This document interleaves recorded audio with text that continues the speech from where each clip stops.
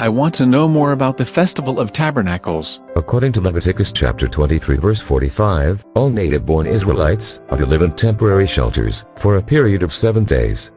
Is that 7 days each year, or 7 days out of their lifetimes? That is 7 days each year, and it starts and finishes at a particular time, in accord with a lunar calendar.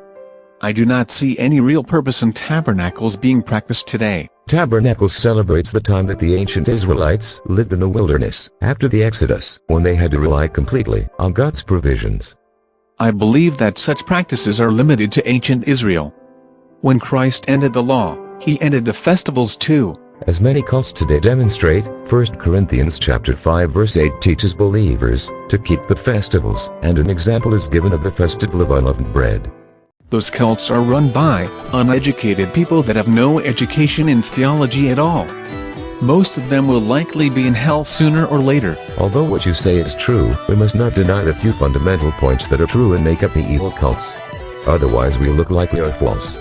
The problem is that such obscure truths can make a lot of confusion for our theology on the doctrines of salvation. Christ started the Lord's Supper on Passover, and in Zechariah chapter 14 verse 18, God curses all nations that do not celebrate tabernacles during the reign of Christ.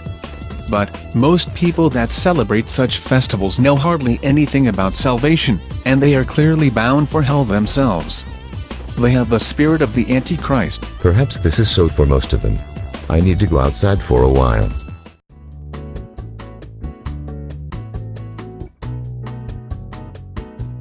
Sometimes I just need to get some fresh air. I just cannot stand him sometimes. He is so smart, and he knows just how to push my buttons. I can see that. Why do you let him control you like that? And why are you so afraid of him anyway? I cannot help it. I am afraid of large men.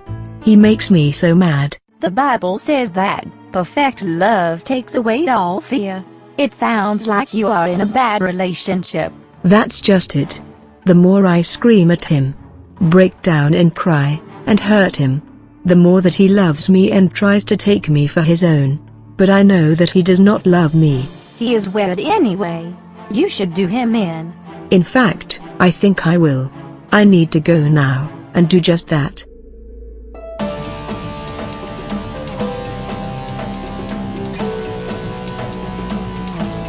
I am so happy to see you. I know.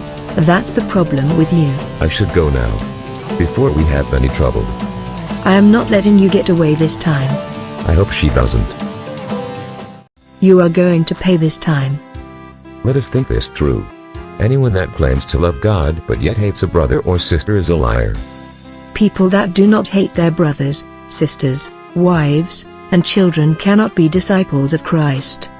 I do not think that this is what the Bible had in mind.